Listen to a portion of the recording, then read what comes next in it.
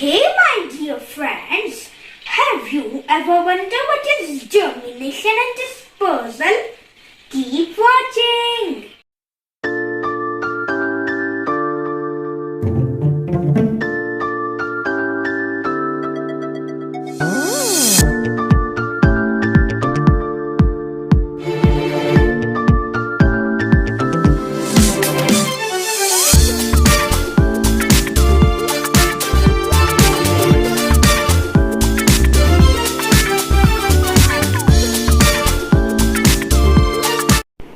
My name is Zaki Farooqui. I'm a student of grade 5th, and in today's episode, we are going to learn what is germination and dispersal. So, what are you waiting for? Let's get going. So, the topics are number 1, germination, and number 2, dispersal. So, what are you waiting for? Let's get started. Now tell me, my friends, what do you see over here?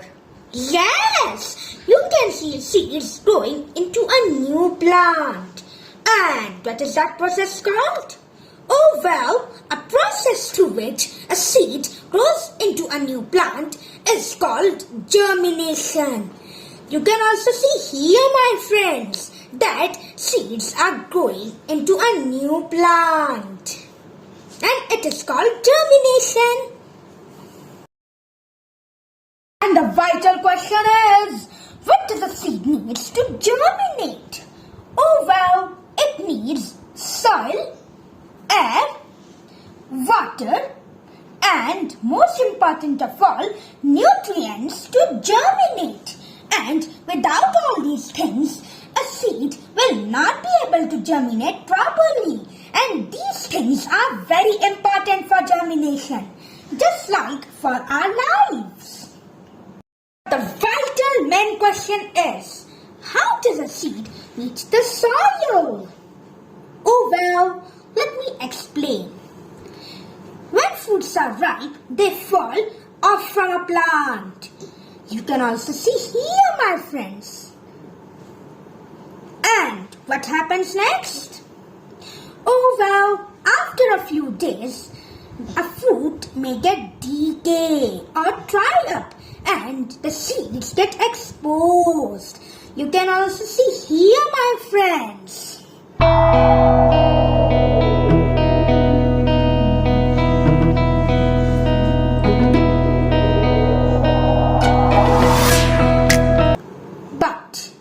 Question is, what will happen if all the seeds fall below and germinate over there?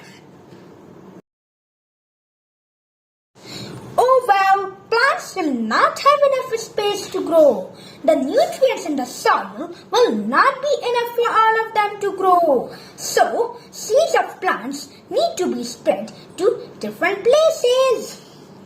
And the question is, what is that process called?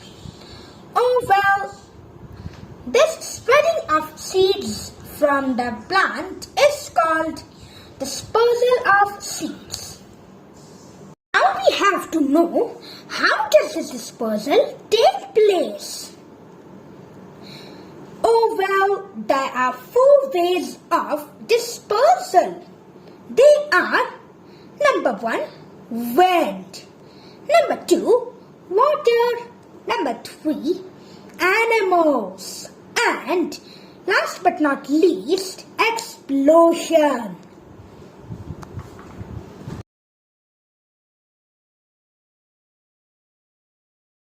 So, let's get started with number 1, wind. Now, haven't you seen dandelion seeds gliding in the air? You can also see here, my friends, that dandelion seeds are gliding in the air.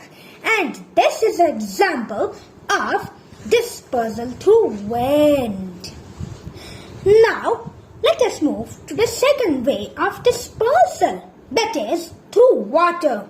Sometimes you can see a coconut floating on water, and lotus can also be seen floating on water.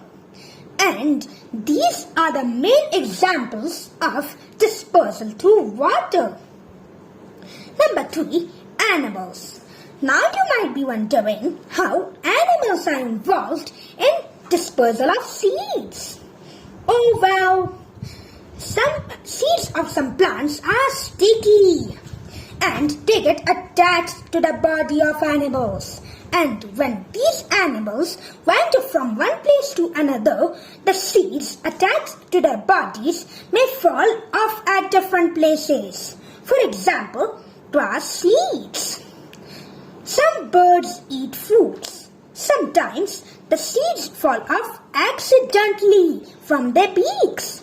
Sometimes birds spit the seed after eating the fruit. And sometimes seeds reach the soil through bird droppings. And do you know, my friends, that human beings are also involved in dispersal of seeds? Yes, seeds get stuck to the shoes and clothes of farmers and are dispersed at different places. Now, let us move to the last way of dispersal, that is through explosion. Now you might be wondering that explosion means those big bangs and meteors that shoot the earth. But hey, I'm talking about explosion of seeds. Seeds of some plants are dispersed by fruit explosion, like ladyfinger and mustard.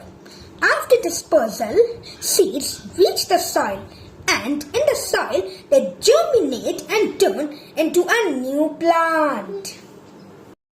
Hope you enjoyed and learned something mega new in today's episode. Until next time, keep growing